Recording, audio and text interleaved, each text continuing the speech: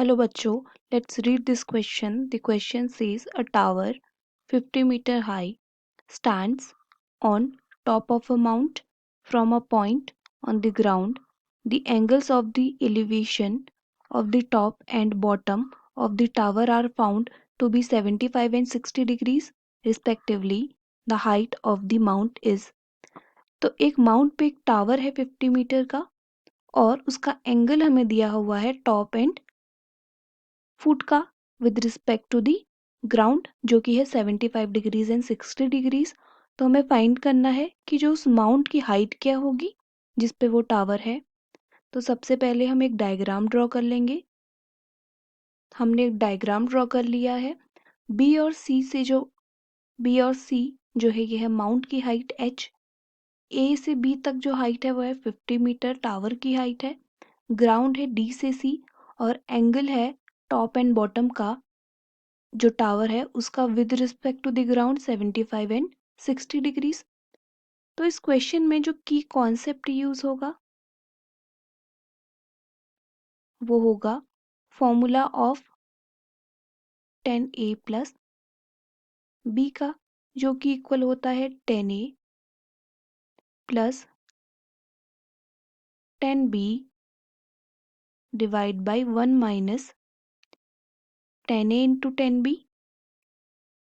तो ये हम कॉन्सेप्ट यूज करेंगे इस क्वेश्चन को सॉल्व करने के लिए। तो सबसे पहले हम लेते हैं ट्राइंगल बी सी डी में। In triangle B C D tan theta use करेंगे तो यहाँ पे एंगल है 60 degrees. 1060 is equals to perpendicular by base. Perpendicular इसके लिए है BC जो कि है H के इक्वल डिवाइड बाय बेस जो है वो है DC।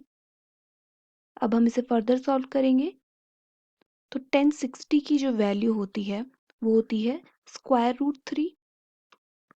तो DC हमारा आ जाएगा DC is equals to H by square root 3।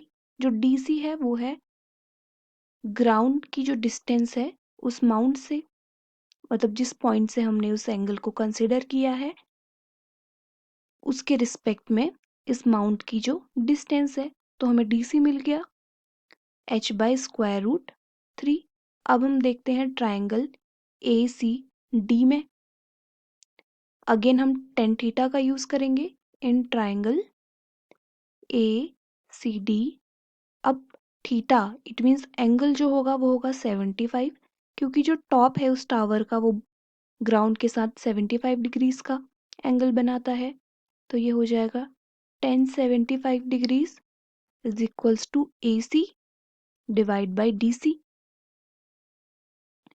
अब जो AC है 1075 को हम लिख सकते हैं 10 30 प्लस 45 और जो AC है वो है इक्वल H प्लस 50 के इस टावर की हाइट के और उस माउंट की हाइट के। तो हम लिख सकते हैं H plus 50 divide by DC जो है वो है H by square root 3।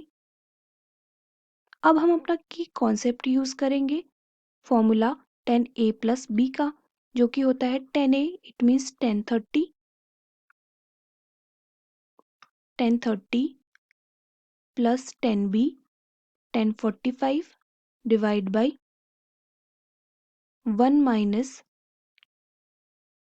1030 into 1045 is equals to square root 3 h plus 50 divide by h। 1030 की वैल्यू होती है 1 बाई स्क्वायर रूट 3।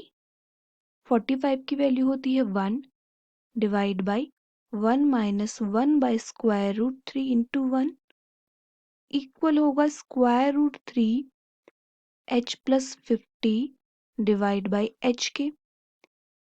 एलसीएम ले लेंगे तो ये बन जाएगा 1 plus square root 3 divide by square root 3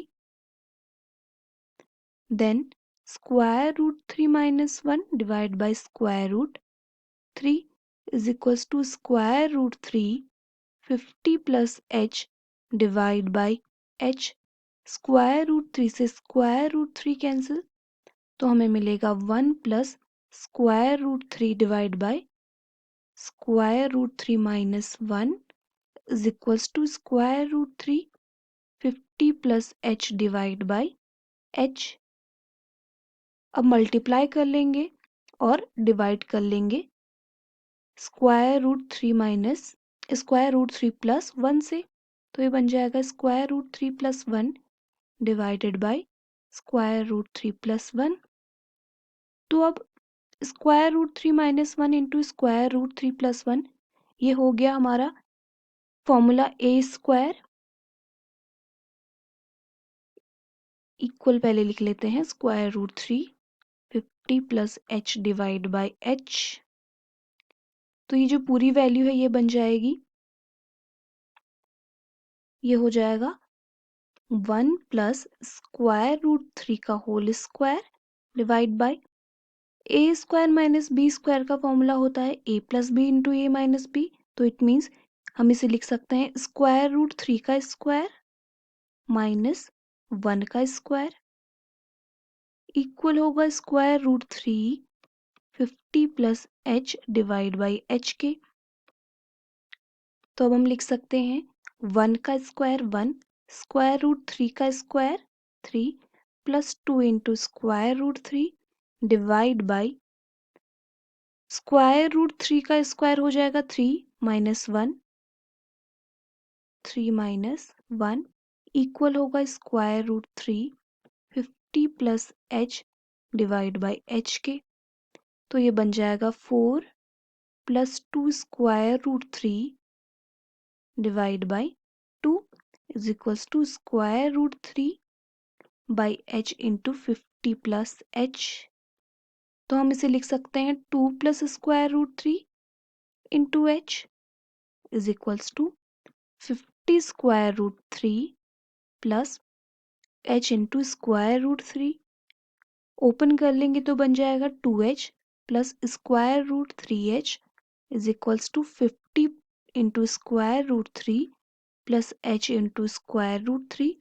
h into square root 3 and h into square root 3 cancel हो जाएगा, तो यहाँ से हमें h की वैल्यू मिलेगी 50 को डिवाइड कर देंगे 2 से तो बन जाएगा 25 स्क्वायर रूट 3 मीटर्स।